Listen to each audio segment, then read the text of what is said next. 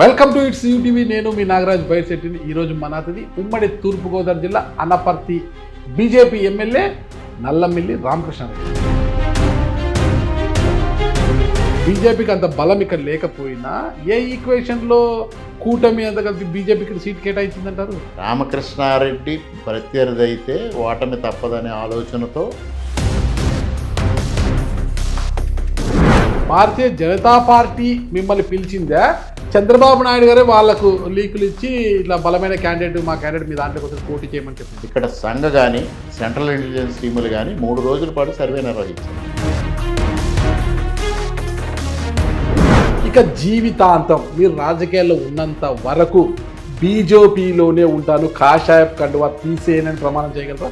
కానీ ఉన్న రాజకీయ పరిస్థితులు, రాజకీయ నేపథ్యాలు చంద్రబాబు నాయుడు గారు కొన్ని వివరణలు ఇచ్చి ఈ పరిస్థితుల్లో అనపర్తి నియోజకవర్గం అనగానే ఇక్కడ ఎవరు ప్రజాప్రతినిధిగా ఉన్నా కూడా వాళ్లకు ఈ మైనింగ్ అనేది బాగా కాసుల వర్షం కురిపిస్తుంటుంది అనేది ఇక్కడ పెద్ద ప్రచారం. ఇప్పుడు అలాగే ఉందా? వాస్తవాలు బయట పెట్టగలగాలి. గత ప్రభుత్వ హయాంలో గ్రావెల్ కానీ ఇవి కానీ జరిగిన రోజు గ్రాసం ఇండస్ట్రీ తోటి కేపీఆర్ కెమికల్స్ కావచ్చు, ఈ 2 ఫ్యాక్టరీల్లో నెలకొన్న పాపం ఎవరిదంటారు? చిమినీలోంచి పొగొస్తేనే పొల్యూషన్, లేకపోతే ఎన్విరాన్మెంట్ పొల్యూషన్ కాదు అనే వాళ్ళకి ఇంకేం చెప్తాం. గతంలో సతీ సూర్యనారాయణ గారు ఎమ్మెల్యేగా ఉన్నప్పుడు మీరు ఆయన విమర్శలు చేసుకున్నారు, నువ్వు అవినీతి చేసావంటే నువ్వు అవినీతి చేసుకున్నావు.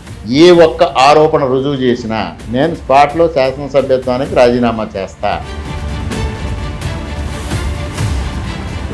ఇక్కడ పేకాట క్లబ్బులు విరివిగా వేశాయి, మొత్తం కూడా పోలీసులు దాడులు చేసి పట్టుకుంటున్నారు, అయినా మార్పు రాలేదు అని పదే సోషల్ మీడియాలో కావచ్చు ఇతరత్ర మీడియాలో కూడా వస్తూనే ఉన్నాయి కదా, అదేమంటారు? అది ఒకే ఒక్కటే పట్టుకున్నారు. ఆ ఒక్కటి ఏమన్నా ఎవరు?